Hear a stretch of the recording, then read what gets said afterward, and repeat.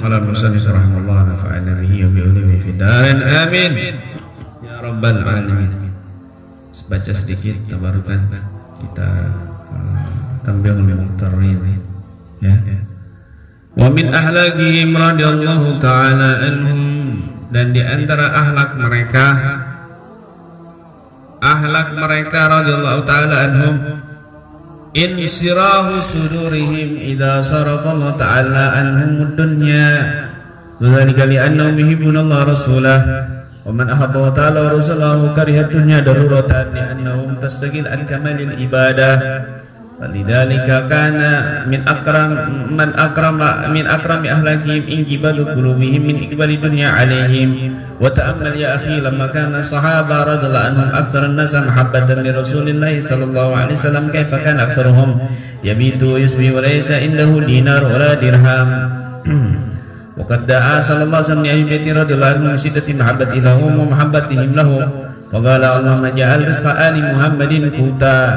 Dzalika yaqulu al-'abdu muqbilan Allah ta'ala 'ala Allah ta'ala ya'quhu an mu'aqib la siyama in kana laysa indahu sabrun 'ala al-ju' masalan fa innahu yasbiru muqbilan 'ala Allah ta'ala laylan wa nahara yas'aluhu qutahu la yaftar 'an dzalik.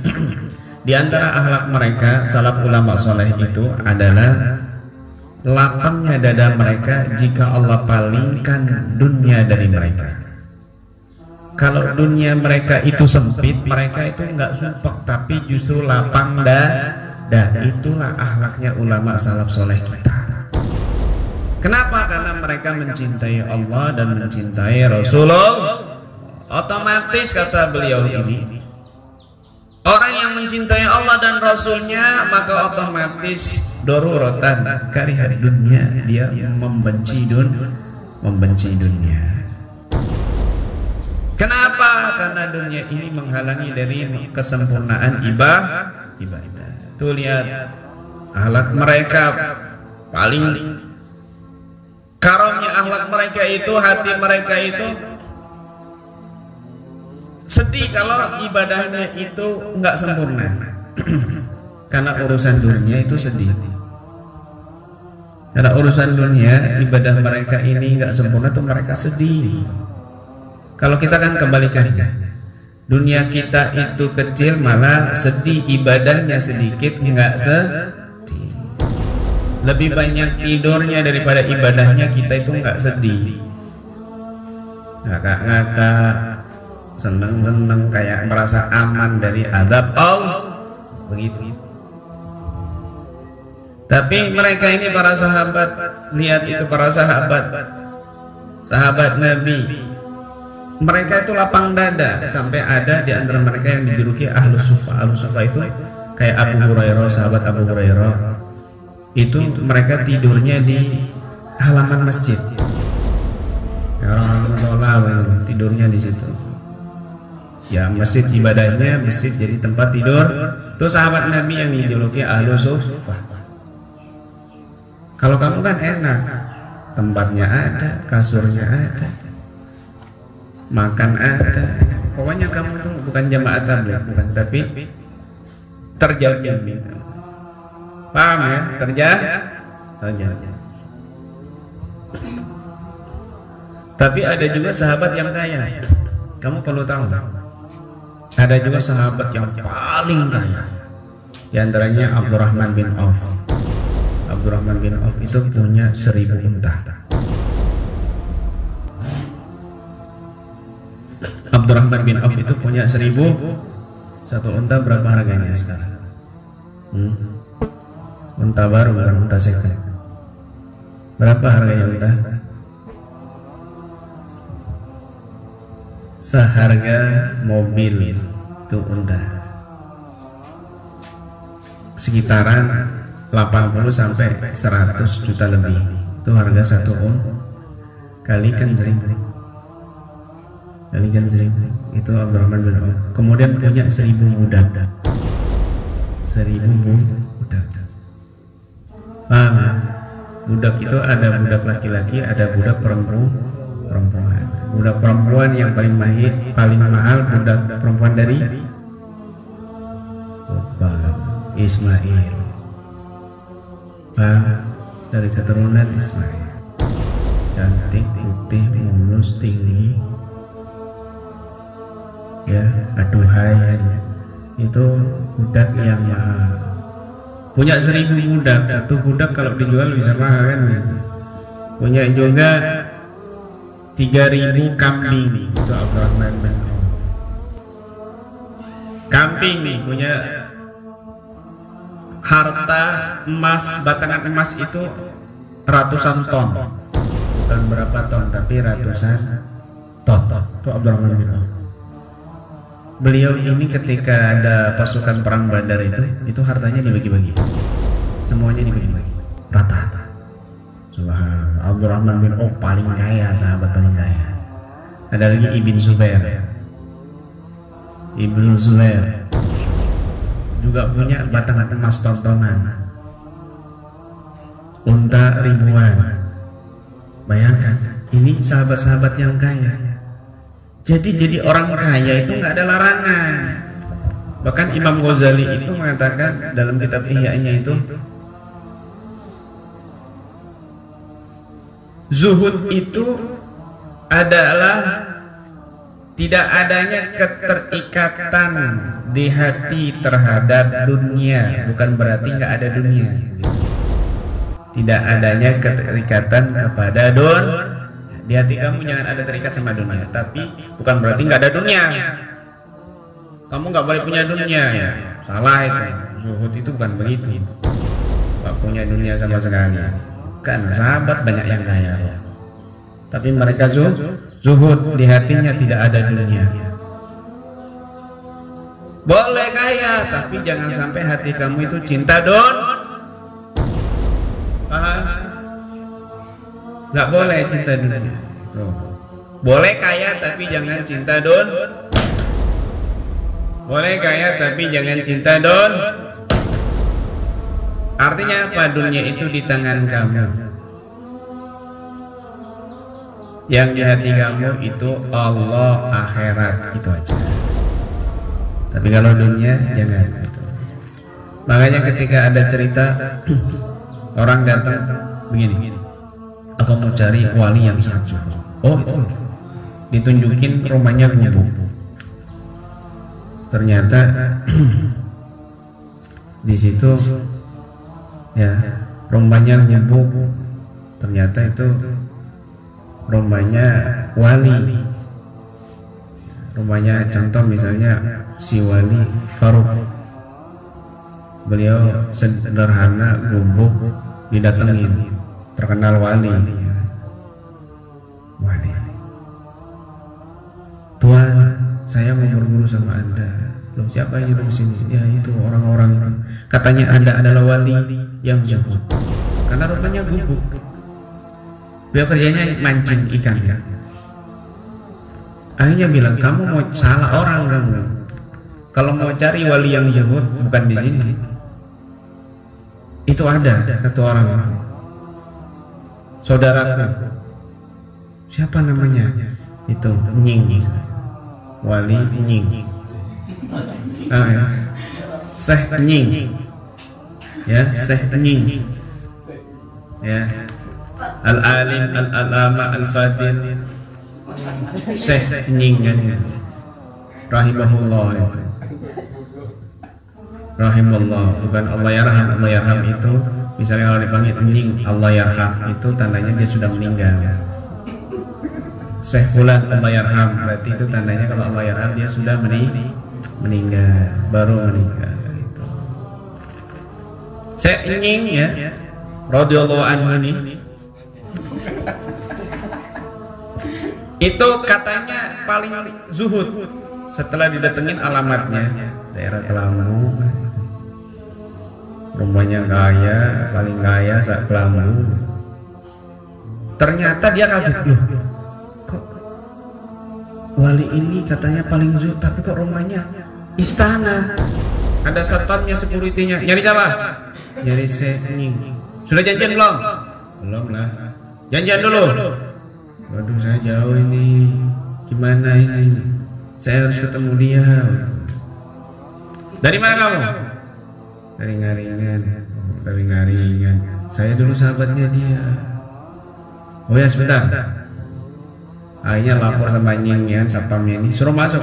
Ternyata Mansur kan begitu. Nah, pas lewat sana itu karpet merah semuanya, istana. Waduh, ini kok wali zuhud, katanya paling zuhud tapi kok kaya begini. Dunia tok ini. Wow, setiap langkah ada pembantu, setiap langkah ada pembantu. Pembantunya itu ratusan. Ada semua, yang bagian nyuci piring, nyuci gelas masing-masing, nyuci sendok itu sendiri-sendiri, nyuci panci itu sendiri-sendiri, beda-beda, nggak satu orang. Ngepelnya juga satu orang, paham ya? Yang bawa embernya juga satu orang. Pokoknya tuh pembantunya itu sendiri-sendiri masing-masing gitu. Yang bagian bersih-bersih di halaman juga beda, tukang kebunnya beda. Bagian masaknya juga beda, master semua, cep-cep semua nih. Baik, cep-cep semua. Pokoknya beda semuanya. Bagian nyuci baju juga beda. Yang jemur juga beda, nyuci baju sendiri, yang jemur sendiri. Ini luar biasa ini. Ini luar biasa. Kalau kamu kan semuanya dikerjain, ya masak, ya nyuci sambil masak, masak sambil nyuci kan ya.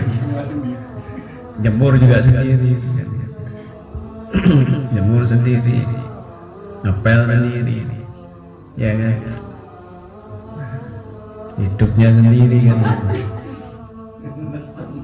Nah, ya enggak lah masa hidup sendiri, kamu hidup sendiri kuburan kan. Nah. Pokoknya banyak. Wah ini bukan zuhud, ini cinta dunia ini. Ternyata pas masuk ke ruangannya itu masuk aja. Itu Syekh Nying ada di situ. Dilihat Nying lagi tiduran dikipas-kipas sama cewek cantik. Disuapin pakai anggur gitu kan. Udah kayak raja gitu.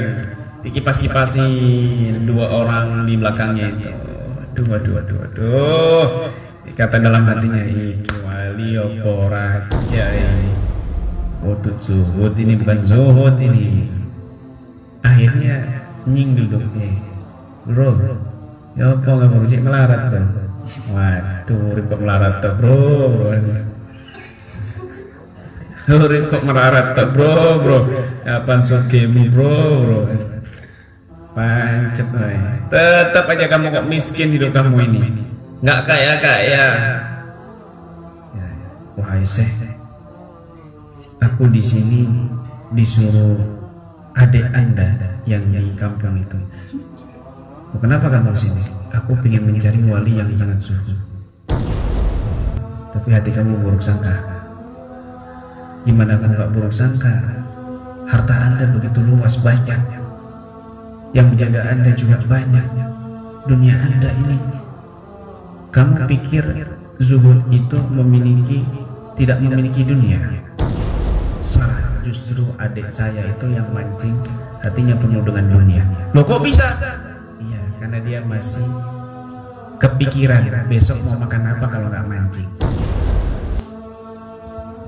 Hatinya terikat sama meskipun kecil. Tapi aku meskipun duniaku banyak, seandainya hari ini besok semuanya habis, sedikit pun hatiku tidak bergerak. Jadi mau hartanya habis banyak, tenggelam longsor misalnya, nggak sedih, nggak ada di hatinya dunia itu. Dunia itu cuma di tangan. Nah adiknya itu yang gubuk, dunianya di hati. Jadi jangan kamu pikir orang kaya itu wah dunia top. Kadang-kadang orang miskin yang gubuk itu dunia top yang dipikir. Utangnya akeh, utangnya banyak, beli ini, ibadahnya nggak ada sama sekali. Banyak nggak orang melarat kayak gitu? Orang miskin kayak itu banyak. Orang miskin zaman dulu ya beda sama orang miskin zaman sekarang. Kadang-kadang miskin tapi pura-pura kaya. Handphonenya nggak pantas sama mukanya punya handphone Samsung kan gitu. Dia itu itu pantasnya punya handphone itu yang udah itu loh, yang ada antenanya panjang ya, yang bunyinya tweet kan, tulalit. Ini punya handphone, handphonenya bisa muter-muter kan, handphonenya canggih. Kehilangan handphone dipanggil, handphonenya langsung datang kayak robot, otomatis. Pura-pura kaya, ngomongnya ngomong bahasa gaul gitu loh. Padahal ya dari Kelamu, ya dari Panunggala, sok-sokan kaya, gak pantas bro, mugamu bro kan gitu. Gak pantas misalnya gitu. Sok-sokan kaya, sudah miskin, sombong gitu. Ya miskin ya terima, bersyukur kan begitu, syukurin kan. Jangan sok-sokan sombong jadi orang kaya, janganlah, jadilah diri sendiri. Begitu. Ya Allah. Banyak orang-orang miskin fakir itu yang apa namanya, dunia tok itu banyak. Dunia tok itu banyak. Jadi kalau seandainya hilang uangnya ini, baru punya uang 5 juta merasa kaya luar biasa. Giliran hilang 2 juta, stres langsung, gendeng. Nah ini berarti dunia tok ini. Hilang dong, ini cerita kemana-mana kan begitu. Paham ya? Stres. Kamu mau hilang uang kamu semuanya, ratusan juta, miliaran, jabatanmu dicopot misalnya, itu hatimu nggak tergerak sedikit pun. Itu semuanya punya Allah, titipan Allah. Mau diambil ya terserah Allah. Mau saya cuma dititipi kan begitu. Nah, itu hati yang tidak ada ya begitu. Hati yang tidak ada ya, makanya nying pantas jadi wali nggak ada.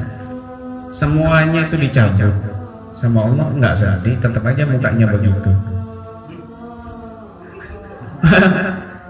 Punya cewek dicabut sama Allah, punya cewek lagi dicabut, kawin sama orang kan, patah hati, melarat hidupnya, tapi ya mukanya ya tetap begitu, nggak berubah. Inilah wali yang zuhud. Wali yang zuhud, punya cewek nggak punya cewek, mukanya tetap begitu. Dewi tersinggung, Dewi Sartika. Nah, tetap aja. Coba lihat, handphonenya rusak, biasa aja. Handphonenya nggak punya handphone, biasa aja. Mukanya biasa, nggak sedih. Ya memang mukanya begitu, sedih nggak sedih sama aja kan begitu. Jadi orang nggak tahu ini sedih apa enggak kan begitu. Ya mukanya begitu. Itu orang yang bagus. Kalau dia sedih itu nggak kelihatan sedih. Kalau dia senang juga nggak kelihatan senang. Datar mukanya, datar. Polos katanya nying. Polos kamu. Bukan polos ini. Nyamar nih ya. Paham ya? Mukanya datar. Kalau Bambang kan kelihatan lagi sumpok, itu kuotanya habis, ngeremut, tambah jelek gitu kan. Waduh, mukanya tambah tidak kelihatan, matanya kan gitu. Kuotanya habis kayak orang kesurupan kan gitu. Kenapa tidak bisa main game? Ya Allah. Coba kalau kuotanya penuh, dikasih duit ya kan, iya kelihatan mukanya senyum-senyum tuh, enggak ngantuk kan gitu. Biasanya ngantuk. Jadi aku ngantuk, Sarah gak ngantuk ya Sarah, mati ya guys. Begitu enggak. Orang yang sedihnya nggak kelihatan, sedihnya itu nggak dibagi-bagi gitu. Kalau lagi sedih tuh mukanya tuh biasa aja, senyum, nggak dibagi-bagi. Orang ngelihat muka kamu langsung ikutan sedih. Ngelihat muka kamu tuh, ya Allah rasanya nggak enak di hati dilihat itu, nggak enak di hati dilihat. Mending lihat kotoran kambing daripada lihat muka kamu. Nggak enak dilihat kalau lagi sedih itu, karena ada yang mau itu. Jangan bagi-bagi kesedihan ke orang lain, bagi-bagi kebahagiaan. Kamu punya duit, kasih. Kamu punya rezeki, kasih, kan begitu. Senyum lagi sedih atau tidak itu luar biasa. Itulah orang yang bijaksana. Bukan lagi susah sumpah diketoi, ya jajan. Ini kamu nggak profesional, nggak bijak, nggak bijak. Dia tidak sedih, mukanya tetap sama. Makanya bersyukur punya muka datar. Kenapa? Nggak kelihatan sedih susahnya itu, sedih susah bahagia nggak kelihatan. Kenapa? Mukanya ada datar, polos. Bangun tidur ya sama, lagi tidur ya sama, mukanya kan. Malah gantengan pas tidur daripada dia bangun kan. Bangun malah nyusahin orang kadang-kadang. Nah, jadi begitu, paham ya? Wallahu a'lam bishawab.